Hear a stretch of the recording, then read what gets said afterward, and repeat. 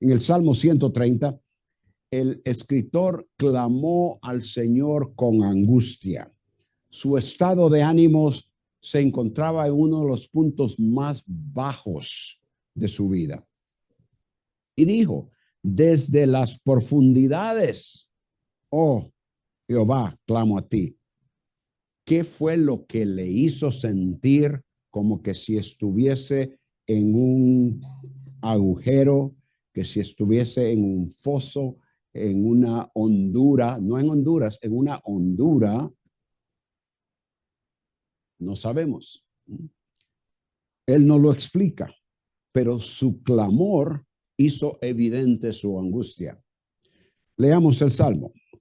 Desde las profundidades, oh Yahweh, he clamado a ti. Yahweh, oye mi voz. Estén atentos tus oídos a la voz de mis súplicas. Yahweh, si tú tuvieras en cuenta las iniquidades, ¿quién, oh Yahweh, podría permanecer? Pero en ti hay perdón para que seas temido. Espero en Yahweh, en él espera mi alma, y en su palabra he puesto mi esperanza.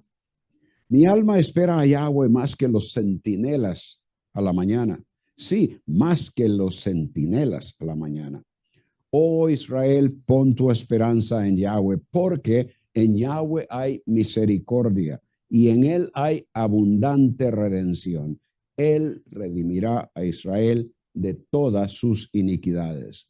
El resumen, como lo hemos puesto ahí, en angustia el salmista clama a Dios, reconociendo que sus pecados le condenan. Y eso lo vamos a ver en detalle. Pero sabe que él, es decir, el Señor, perdona a los que le temen. Por eso, con confianza, ansiosamente espera la confirmación de perdón y exhorta a otros a poner su esperanza en él, pues es misericordioso y también les librará de sus pecados. Para nosotros, resumiendo esto aún más en términos de aplicación, al presentar nuestra angustiosa súplica al Señor, admitamos nuestro pecado y sumisos a su condescendiente disposición al perdón, esperemos en su abundante misericordia. En el versículo 1 tenemos el primer principio, y en la angustia es que en la angustia es a Dios a quien se debe clamar.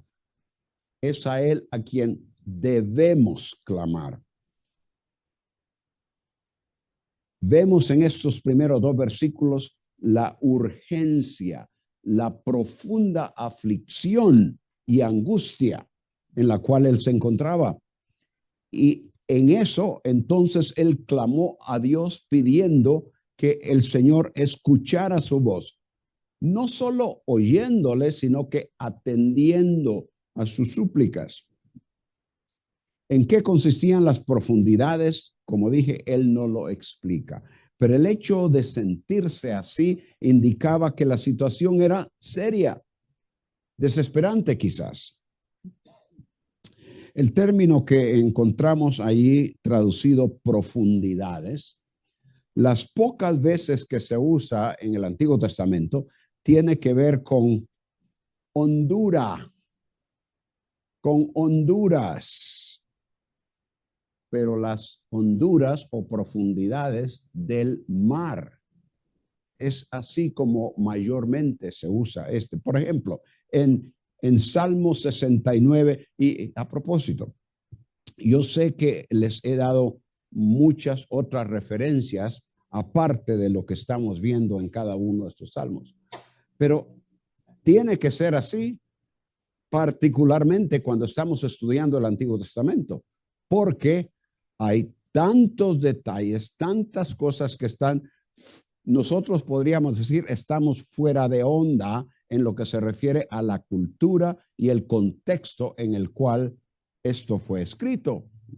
Y tenemos que comparar la escritura con otra porción de la escritura para poder entender qué es lo que el escritor está tratando de comunicar en determinado salmo, en determinado versículo. Pero en Salmo 69, 2, versículo 14, David dice, he llegado a lo profundo de las aguas, sea yo librado de, y repite, de lo profundo de las aguas. Y algo similar se encuentra en Isaías 51:10, no lo vamos a leer, pero si quieren anotarlo, Isaías 51:10, Ezequiel 27:34. Es como que si el salmista está diciendo que está a punto de ahogarse. Y no es de sorprenderse entonces que su clamor tenga un tono de tanta urgencia.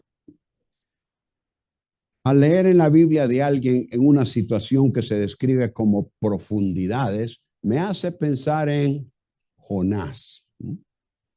Jonás, que descendió al mar y que dijo que el agua le rodeó hasta el alma, que el gran abismo le envolvió y que las algas se habían enredado en su cabeza.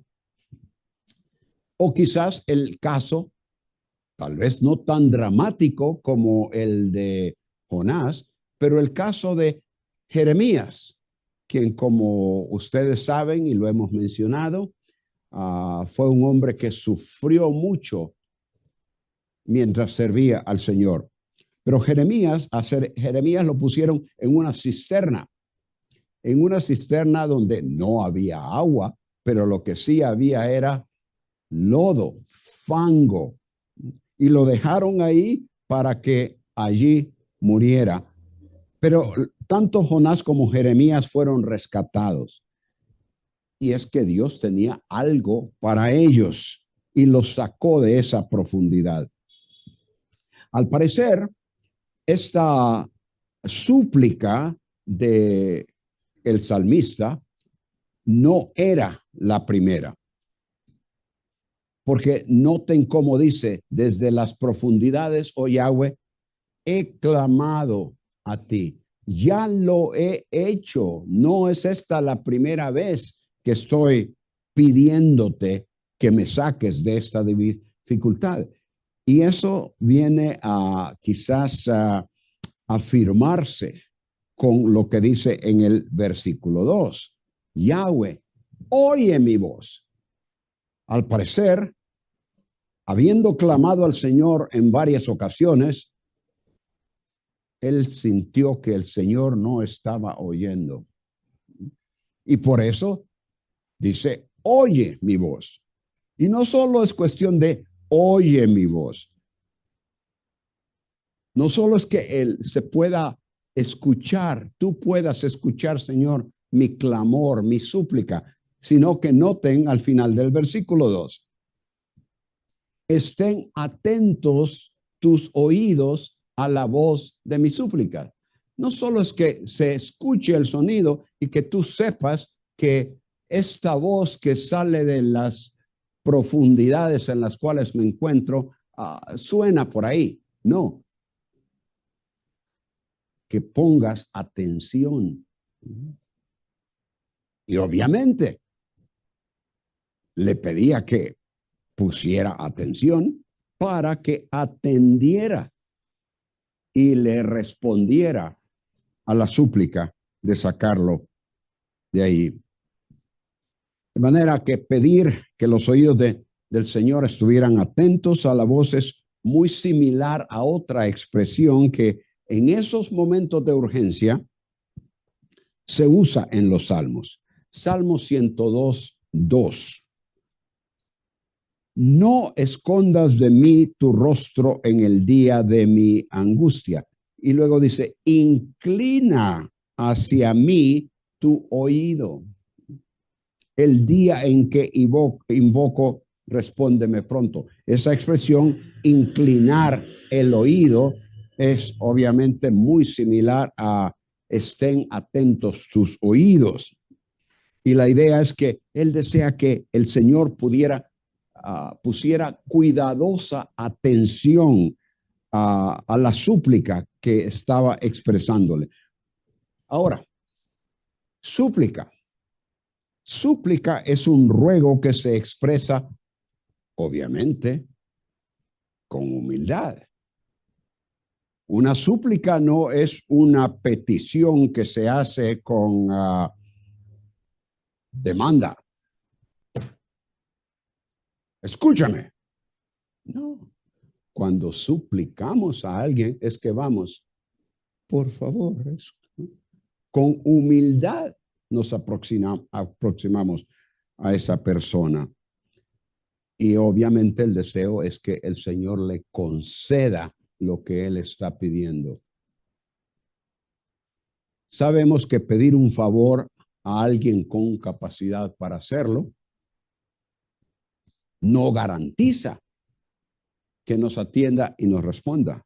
El salmista, con su urgente petición, sabía que recibir la respuesta requería la buena disposición de parte del Señor para atenderle y favorecerle. Si en esos momentos había alguna angustia, preocupación, si se encontraba en un lugar profundo del cual no le parecía ser posible salir de él, entonces él se dio cuenta que lo único que podía hacer era solicitar, suplicar, pedir con humildad que el Señor le ayudara. En la angustia, entonces, y seguramente nosotros hemos pasado por tiempos angustiosos, ¿no? No sé si han llegado alguno de ustedes a sentirse como que si están en lo más bajo de la tierra, en un profundo foso del cual no pueden salir. Pero si eso llega, ya sabemos qué hacer. Dirigirnos al Señor, suplicar con toda humildad, sabiendo que en realidad Él es el único que puede sacarnos de tal situación. En los versículos 3 y 4 encontramos el segundo principio. Al clamar a Dios, al suplicarle a Él algo, porque nos encontramos en esa situación tan profunda, tan difícil, de la cual no podemos salir, entonces admitamos nuestro pecado. Y aquí viene la palabra que tantas veces hemos usado, en sumisión a su condescendencia. Dice él en el versículo 3, si las iniquidades tuvieras en cuenta, la palabra que Reina Valera usa es si las iniquidades mirares. La palabra literalmente ahí es guardar. Si las iniquidades guardares, oh ya, Señor, ¿quién permanecería? Pero en ti hay perdón para que seas temido.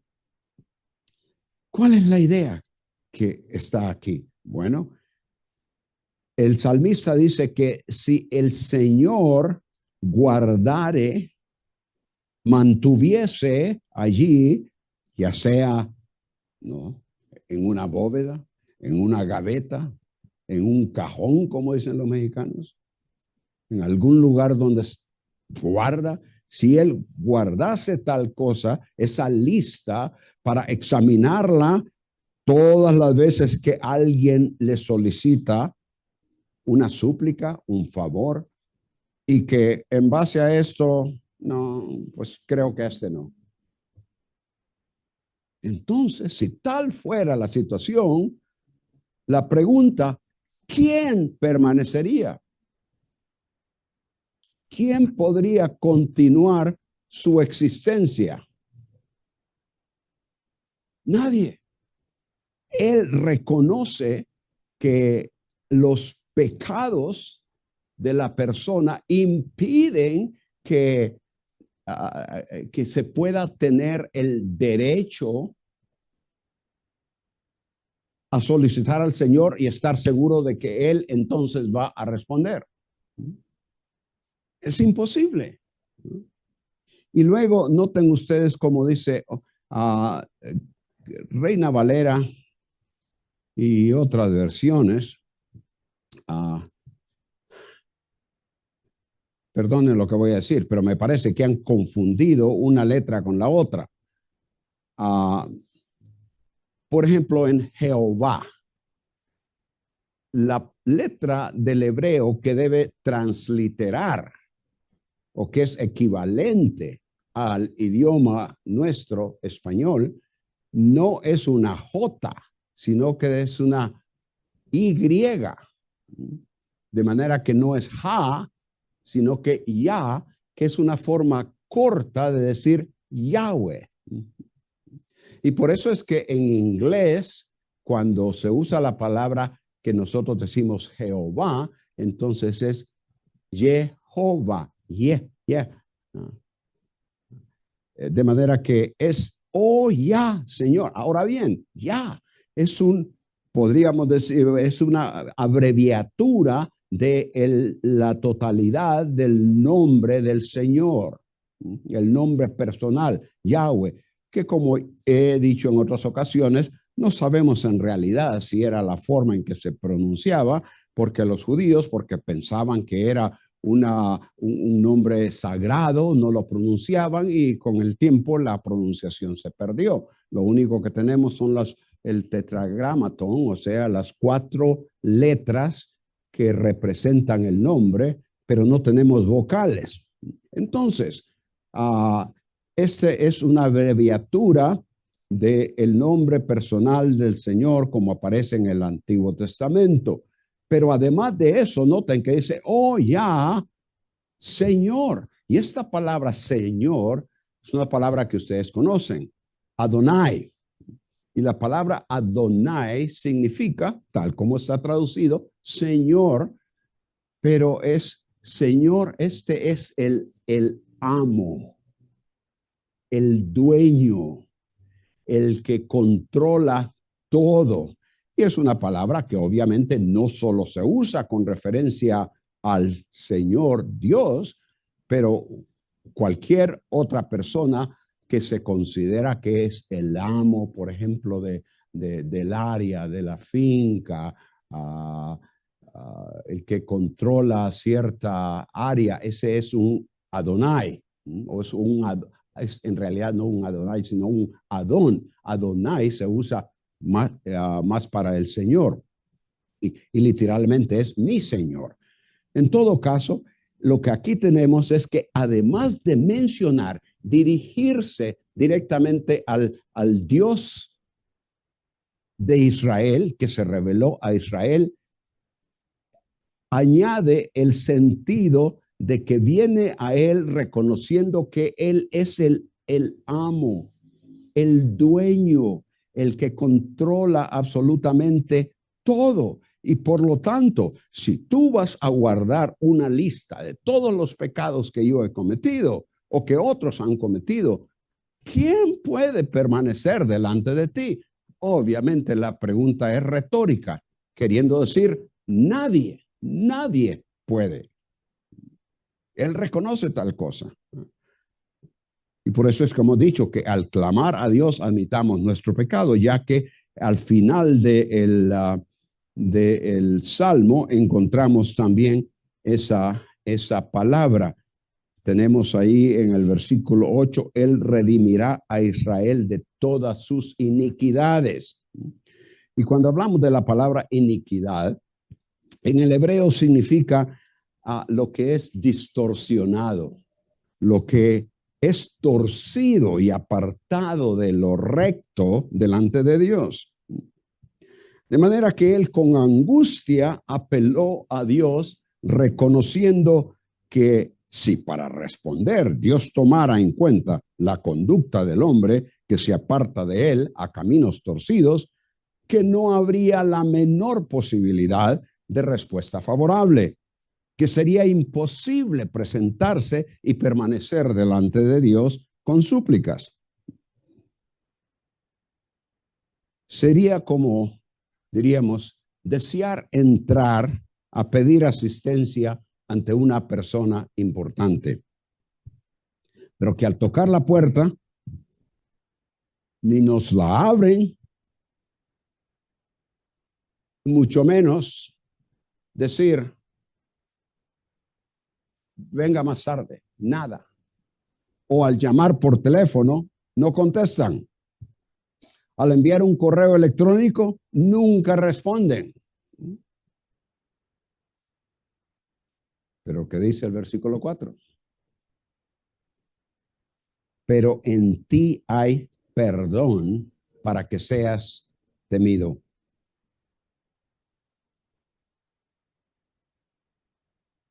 Algo sucedió en la vida del salmista que él reconoció que había en su persona algo que ocasionaba que el Señor estuviera aplicando disciplina, poniéndolo en una profunda dificultad que le causaba angustia. Una vez más, la situación era similar a la de Jonás. ¿Por qué fue que Jonás se encontró en la profundidad del mar, donde sentía que ya era sus últimos segundos en este mundo? ¿Por qué? Porque el Señor estaba disciplinándolo. Y no fue sino hasta que el Señor, permitió que este gran pez lo tragara, ya adentro él entonces, reconociendo su error, su desobediencia, confesó delante del Señor. Al parecer, esa era la situación del salmista aquí. Estaba en esa profundidad, en esa situación tan difícil, porque el Señor le estaba disciplinando. Pero a la vez, él reconoce que hay misericordia de parte del Señor. Hay en él perdón. En ti hay perdón para que seas temido. Por una parte, el salmista reconoció la santidad de Dios y la imposibilidad de que el pecador, incluyéndose él mismo, es decir, el salmista, con toda su culpabilidad, pudiese presentarse y permanecer delante de esa santidad. Imposible. Pero por otra parte, el salmista, como conocedor de la ley, como conocedor de la escritura, estaba consciente de que el mismo Señor, ese Dios santo, ese Yah Adonai, él había instituido un sistema de sacrificios por medio de los cuales la persona podía aproximar al Señor, arrepentido de su pecado, traer esa ofrenda para que el Señor, con la muerte de ese sustituto, un animal, entonces el ofrendante fuese perdonado. Él sabía que el Señor había provisto perdón. No, Dios no habría de mantener una lista, de guardar una lista de pecados para acusar y no escuchar las peticiones de auxilio de las personas, y en este contexto de los israelitas. Él estaba dispuesto a perdonar. Y el verbo conectado con la palabra perdón es uno que aparece en Levítico capítulos 4 y 5, donde se especifican precisamente lo que acabo de mencionar, esas ofrendas por el pecado y la culpa. Una vez que el culpable, por su transgresión, presentaba esa ofrenda, ahí en esos capítulos se dice que es perdonado. Perdonado, ese verbo relacionado con la palabra, con el sustantivo perdón que aquí encontramos. En Éxodo 34:7, muy temprano en el tiempo cuando el Señor sacó a Israel de Egipto y que los llevaba con sus promesas a la tierra prometida. Se habla de que Él, Éxodo 34:7, Él, el Señor, guarda misericordia a millares, que perdona la iniquidad, la transgresión y el pecado. El salmista sabía que Dios extendía ese perdón. Y noten que ese perdón se extiende con un propósito en el mismo versículo, pero en ti hay perdón, y notar el para. ¿Para qué? He ahí el propósito. Es para que la persona que es perdonada por el Señor tema a Dios. El temor a Dios tiene que ver con, en estos días lo hemos mencionado tantas veces, reverencia y sumisa adoración. Y eso implica el reconocimiento de la exclusividad, de la grandeza, de la magnificencia, de la santidad, del poder del Dios de Israel. Hay ocasiones en nuestras vidas en que las profundidades, las dificultades, los problemas, las angustias a las que hemos llegado son por nuestro propio pecado, nuestra propia desobediencia, nuestra propia rebeldía y terquedad. Queremos que Dios escuche y responda a nuestra petición de auxilio. Entonces reconozcamos nuestro pecado, confesémoslo y estemos dispuestos a hacerlo a un lado, porque Él está dispuesto a perdonar. Isaías 55:7, otro versículo bien conocido que lo usamos en forma evangelística. Abandone el impío su camino y el hombre inicuo sus pensamientos, y vuélvase a Yahweh, que tendrá de él compasión, al Dios nuestro, que será amplio en qué? Perdonar.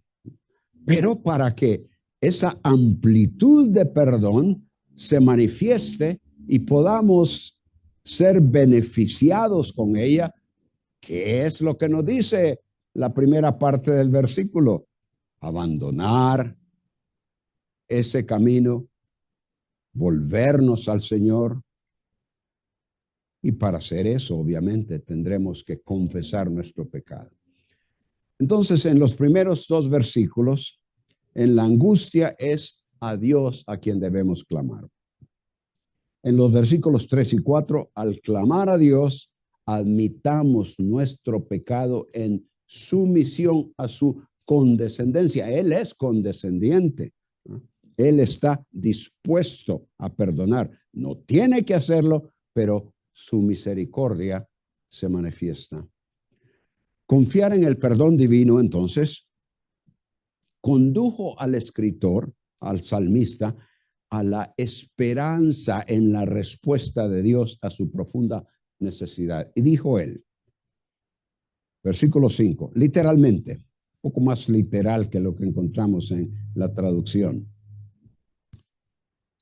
Aguardo, estoy en espera de Yahweh. Mi alma, y otra vez la misma palabra, mi alma aguarda, y en su palabra he puesto mi esperanza. La perspectiva de que Dios proporcionara la solución le dio esperanza. El hecho de que en Él hay perdón abre la puerta para tener la esperanza de que el Señor va a ayudar. Creer en lo que Dios dice en su palabra y confiar en ello nos ayuda a acercarnos a Él en busca de ayuda, aún sabiendo que no somos merecedores de su favor. reconocer nuestro pecado, nuestra iniquidad, nuestras acciones y caminos torcidos que nos hacen inaceptables a Dios y que nos condenan a su castigo, debe llevarnos a creer en su palabra, que declara que Dios está dispuesto a perdonar. Y con el perdón viene la expectativa de su respuesta. Clamamos a Él porque creemos que su palabra nos declara su carácter perdonador y misericordioso. Creemos en eso. Entonces venimos a Él, le confesamos nuestro pecado y eso abre la oportunidad, la puerta para que entonces Él responda a la angustia y la dificultad en la cual nos encontramos.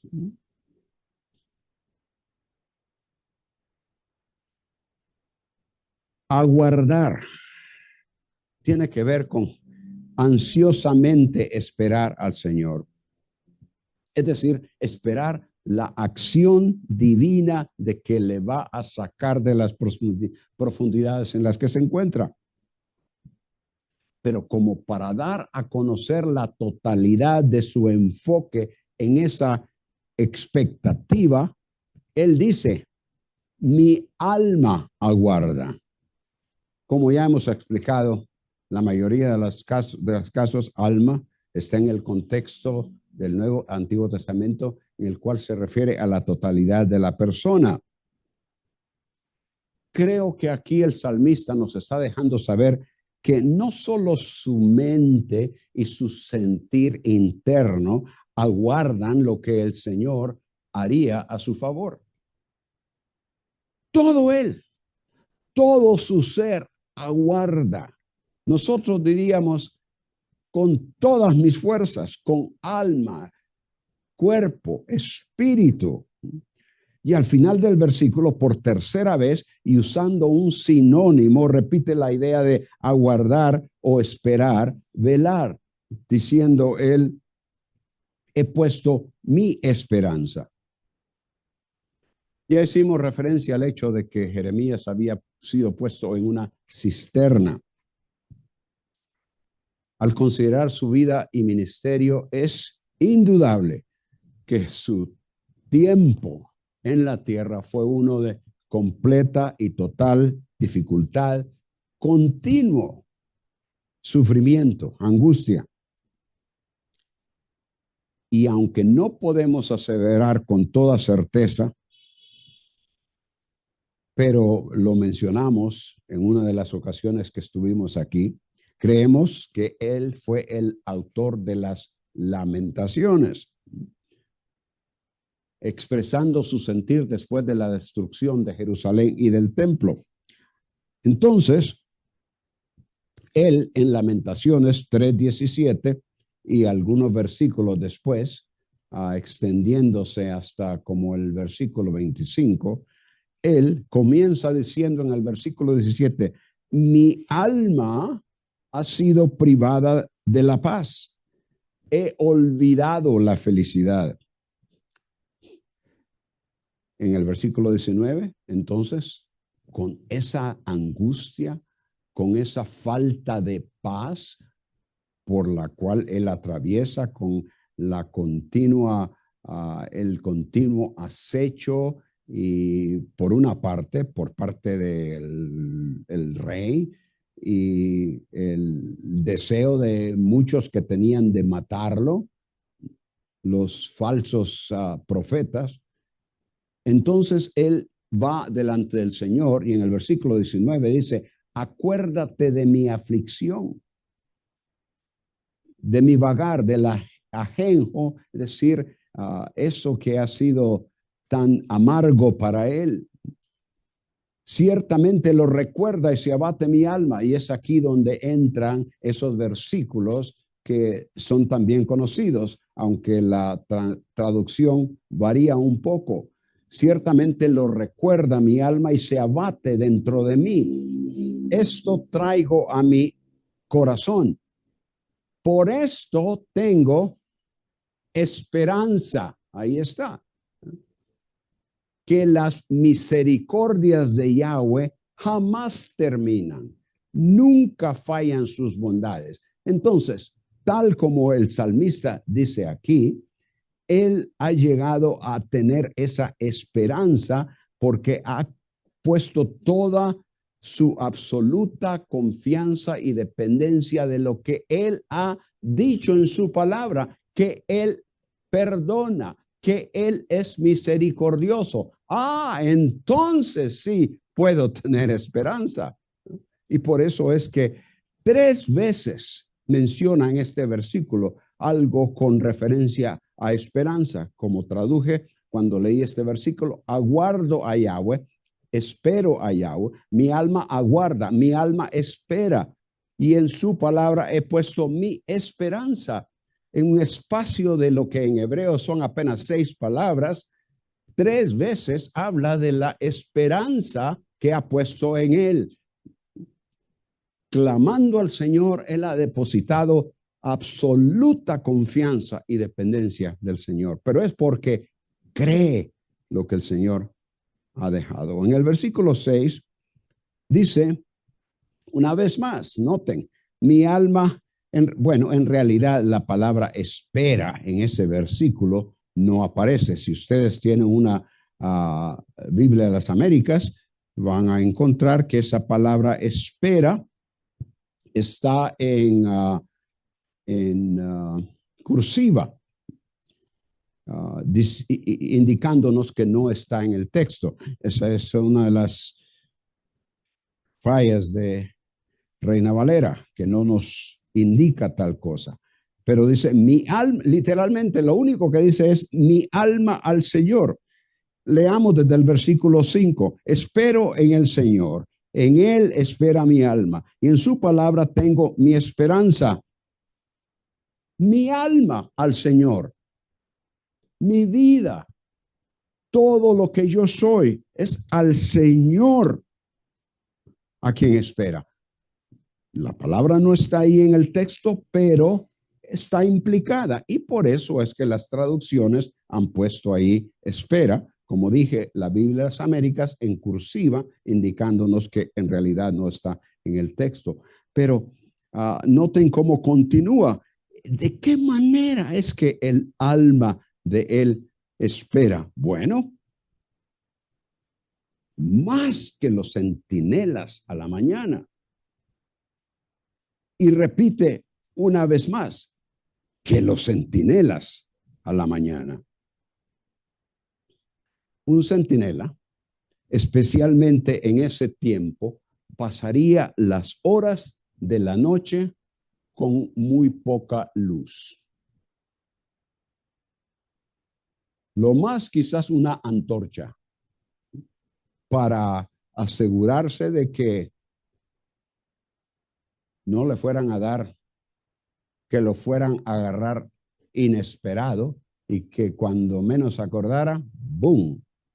Está ahí nomás. Pero eran horas, tiempos de tensión. No es de estar ahí, digamos, lo que llaman aquí un huachimán, ¿verdad? Tal vez estar de una garita y ahí, mientras tanto, con su computador, relajadito. No, eran horas difíciles para un centinela. Y por lo tanto, él ansiosamente estaba esperando la primera luz del día, porque eso le indicaba que la situación era menos peligrosa. Y el salmista dice que él espera al Señor más que los centinelas de la mañana. Su expectativa es aún más grande que esa luz que el centinela espera muy temprano en la mañana. Y repite, más que los centinelas a la mañana. Con su confianza puesta en el Señor, el escritor anhelaba la respuesta de Dios con una mayor expectativa que la de un centinela. no menciona necesariamente un sentir de desesperación, pero sí de ansiosa expectativa. ¿Acaso no es así con nosotros cuando esperamos la resolución de algo?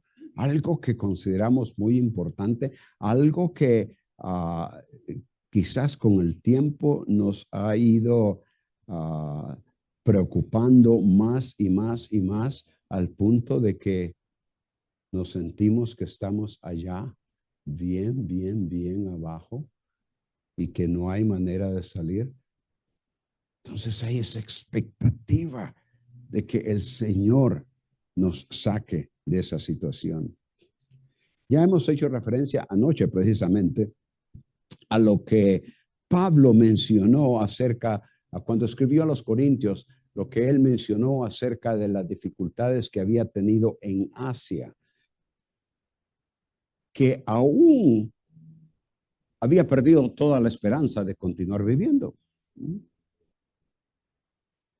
Y aquí tenemos obviamente una persona que, por lo que podemos entender de sus escritos, es una persona con una fe grande, inmensa en el Señor. Pero llegó el momento que Pablo se encontró que hasta aquí nomás, ya no.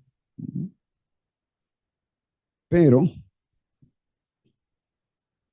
él llega a decir que el Señor los sacó, que les dio la vida, y explica ahí en ese capítulo de 2 Corintios 8, explica, perdón, 2 Corintios 1, versículos 8 al 10, que el Señor los sacó, les dio la vida, porque tenía un propósito para él. Y en 1 Corintios 15, 32, menciona que él luchó contra fieras en Éfeso. Sabemos, creemos que no es algo literal, pero la situación habría sido difícil porque los que lo acosaban a él y a sus compañeros eran como fieras, dispuestos a despedazarlos. De manera que el estar en una situación de gran dificultad, la persona que confía totalmente y depende del Señor, tiene esa expectativa. También nosotros hoy, además de las diarias dificultades que normalmente suceden a la mayoría de las personas y aún serios problemas que podrían amenazar nuestra vida, en toda situación, pequeña o grande, de intranquilidad o molestia o de gravedad y de vida y muerte, en todas estas cosas, al clamar al Señor, si confiamos totalmente en Él, entonces podremos esperar su respuesta. Pero,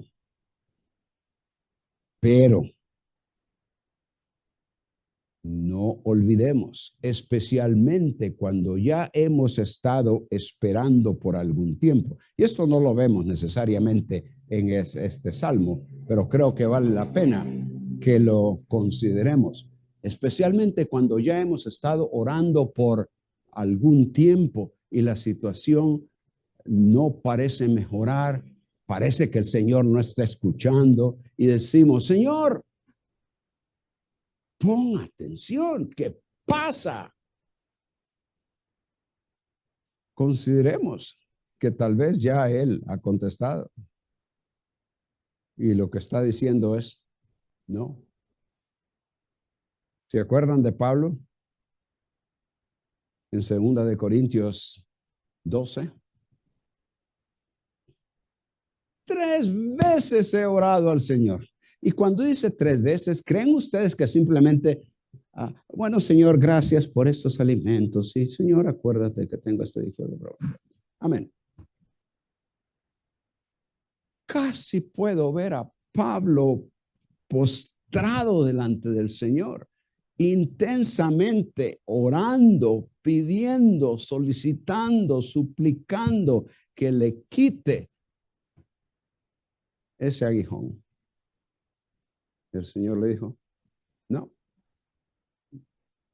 Y procede a explicar por qué. Ese mensaje en sí es de gran ayuda para cuando tenemos esas dificultades. Pero en la mayoría de los casos, obviamente, en cualquier situación que nos encontremos y que sepamos que es una dificultad de la cual nosotros, por nosotros mismos, no podemos salir, entonces, hermanos, oremos, confiemos totalmente en Él, esperando su respuesta. En cuarto lugar, ya los últimos dos versículos, 7 al 8, vemos que la misericordia y perdón que Dios ofrece debe motivarnos a clamar y poner nuestra esperanza en Él. Versículo 7, oh Israel, y una vez más, está ahí esa palabra, espera, lo vimos ayer en el Salmo 131. Noten el Salmo 131, versículo 3, lo último, espera, oh Israel, en el Señor. Aquí prácticamente lo mismo, oh Israel, espera en el Señor. Confiando en la promesa de perdón, el salmista suplicó a Dios su ayuda, esperando una respuesta. Pero no se quedó allí. Él deseaba, obviamente, tener esa respuesta, esa resolución, ese rescate de esa profundidad. Pero como en el Salmo 131, no se quedó ahí, sino que pasa a exhortar a todo el pueblo a que también espere en el Señor como Él lo está haciendo en ese tiempo. Oh Israel, pon tu esperanza en Yahweh, porque literalmente es con Yahweh hay misericordia y con Él abundante redención. Ya en el versículo 4 vimos que se mencionó que en el Señor, en Yahweh, hay perdón. Y el perdón es una expresión de su misericordia. Fue esa disposición favorable para perdonar que hizo que en los versículos 5 y 6 él concentrara sus palabras en el tema de aguardar, esperar, tener la confiada expectativa de que el Señor respondería. El hecho de la misericordia del Señor. Y así como el escritor del Salmo se encontraba en esos momentos en una dificultad grande de la cual él no podía salir por sí mismo, y por lo que sintió estar en las profundidades, al parecer por su propio pecado, Israel entonces también como nación también se encontró en diversos momentos a través de su historia, en muchas ocasiones y circunstancias similares, con gran aflicción, como que si estuviesen en las profundidades. Pero ¿qué sucedió? Como también el salmista había reconocido esto de las iniquidades, las cuales el Señor evidentemente no tenía en cuenta, sino que estaba dispuesto a perdonar a aquellos que las confesaran. Israel pasó por esas dificultades precisamente porque pecó contra el Señor. Sus iniquidades los pusieron en situaciones de aflicción, las cuales el Señor utilizó para disciplinarlos. En Segundo de Reyes 17, 29 y 20, la última parte, versículo 20, dice, el Señor desechó a toda la descendencia de Israel y los afligió y los entregó en mano de saqueadores hasta que los echó de su presencia. La razón, porque habían pecado contra él y no se habían arrepentido, no habían esperado en el Señor. Y es precisamente lo que el salmista está exhortándolos a que hagan, que esperen en el Señor, tanto en el período de los reyes como en el de los jueces. En repetidas ocasiones, continuamente Israel se apartó del Señor. Y por eso el Señor mandó otros pueblos a afligirlos. Solo tenemos que leer el libro de los jueces y vamos a ver cómo continuamente un periodo tras otro periodo, ellos se apartaban del Señor, el Señor enviaba entonces a otro pueblo para que los afligiera y cuando clamaban a Él, cuando la esperanza llegaba a sus corazones y mentes, porque el Señor perdonaba, entonces clamaban y el Señor los libraba. ¿Y qué sucedía después de un poco de tiempo? Otra vez lo mismo, pero el Señor los afligió. Por ejemplo, dice en el versículo, estoy leyendo ya en Jueces, tengo varios versículos aquí, pero capítulo 10, versículos 6 al 8, ya al final, en el versículo 8, dice que el Señor, Yahweh, los entregó en manos de los filisteos y de Amón, y ellos afligieron y quebrantaron a los hijos de Israel. Entonces, la exhortación del salmista al pueblo es a que con confianza pongan su esperanza en el Señor. Y eso pareciera indicar entonces que ya que el salmista en estos momentos, en el Salmo 130, está en dificultades porque el Señor lo está disciplinando, que también en ese tiempo el pueblo de Israel en su totalidad está en una situación en la cual el Señor los está afligiendo porque se han separado de Él. Pero hay esperanza, hay esperanza. Confíen en Él, esperen en Él. Obviamente había necesidad de hacer ¿qué? Con las iniquidades del versículo 8, obviamente, confesar.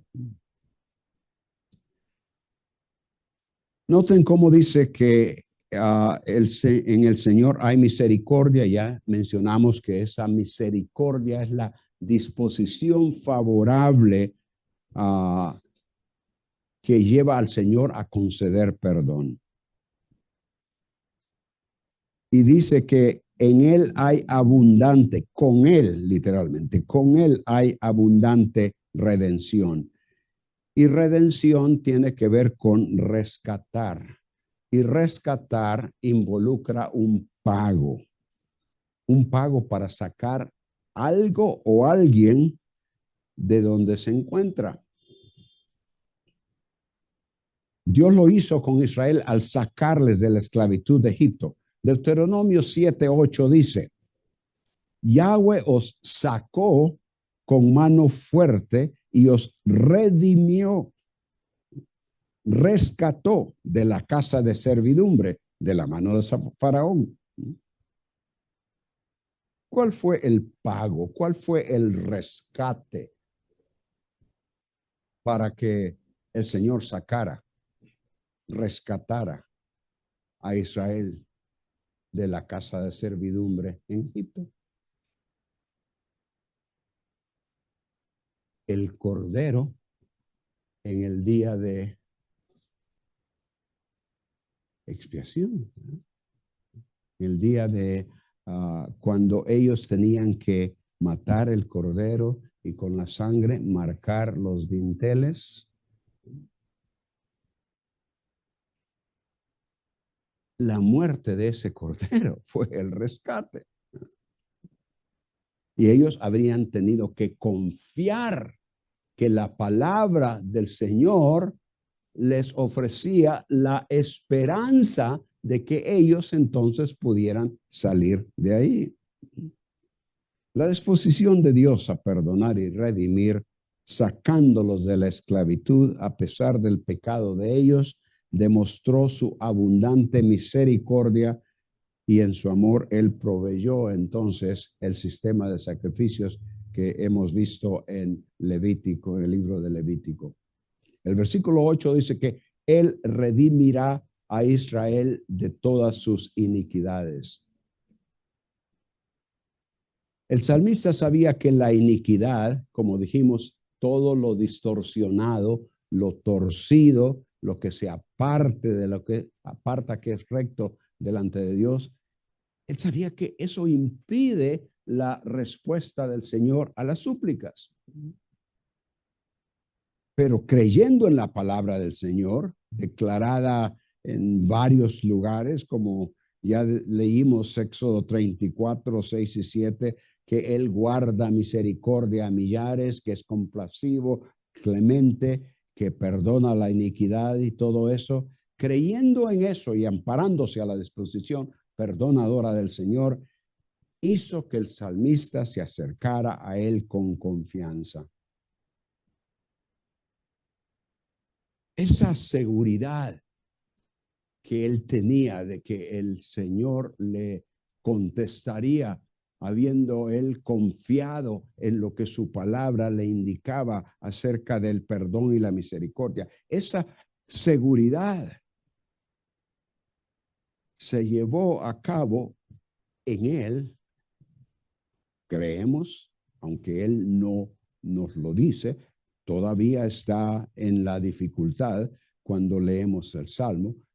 Creemos que el Señor le contestó en su tiempo, pero se llevó a cabo para él y tal vez para alguna generación que atendió la exhortación que se le dio en el versículo 7, cuando se le dice, espera en el Señor. Entonces suponemos que alguna generación atendió la exhortación de esperar en el Señor y que por lo tanto esa seguridad, esa ayuda, ese rescate de las profundidades en que se habrían encontrado, el Señor los sacó. Pero la promesa que leemos aquí al final, en el contexto inmediato, versículo 8, Él redimirá a Israel de todas sus iniquidades, como dije, alguna generación quizás obtuvo eso y experimentó el perdón del Señor. Pero la promesa de que Él redimirá a Israel de todas sus iniquidades no se llevará a cabo, sino hasta que la nación en su totalidad se someta al Señor, ponga toda su confianza en lo que Él es, en lo que Él ha prometido y en lo que Él es capaz de hacer, perdonar, redimir y bendecir. Nosotros ya nos hemos acercado a Dios con el arrepentimiento y sumisión por medio de Jesús el Mesías. Y hemos experimentado su misericordia, perdón, y debemos entonces continuamente esperar y clamar a Él. Santiago 5:13. ¿Sufre alguno entre vosotros? ¿Qué debe hacer? Haga oración, dice Santiago. Pero en nuestro clamor estemos conscientes de que debemos siempre admitir los pecados que cometemos en nuestra débil naturaleza, que debemos reconocerlos y confesarlos. El punto importante que resalta en Romanos 8, hay toda una sección, tal vez comenzando con el versículo 11, luego pasando al 18 y el resto de ese capítulo. El punto importante que resalta en eso es el orar, la necesidad de acercarnos a Dios con súplica, presentando nuestras necesidades, angustias, dificultades. Pues nos dice ahí en el versículo 26 que el Espíritu nos ayuda en nuestra debilidad, porque no sabemos cómo orar, como debiéramos, pero el Espíritu mismo intercede por nosotros con gemidos indecibles. En nuestra jornada, en nuestro ascenso hacia la presencia eterna con el Señor, habrá oposición, aflicciones, disciplina, profundidades, temores, angustias. Recordemos la aplicación que mencionamos al principio. Al presentar nuestra angustiosa súplica al Señor, admitamos nuestro pecado y sumisos a su condescendiente disposición al perdón, esperemos en su abundante misericordia. ¿Tenemos dificultades? Sabemos qué hacer. El salmista nos lo enseña esta noche. Oremos. Señor, todos nosotros en algún momento hemos experimentado situaciones difíciles y quizás alguien entre nosotros está atravesando algo en lo cual se siente en una profundidad de la cual se le hace imposible salir. Con lo que hemos visto en tu palabra esta noche, te rogamos que nos ayudes a repasar estas palabras, leerlas nuevamente, dejar que penetren a nuestros corazones y así, Señor, que examinemos nuestra vida, nuestra conducta, nuestro andar delante de ti. Quizás tú estás disciplinándonos y te rogamos que nos ayudes a entender el error que quizás nos ha puesto en esta situación. Deseamos honrarte. En ti confiamos y por lo tanto a ti acudimos. En el nombre de Cristo. Amén.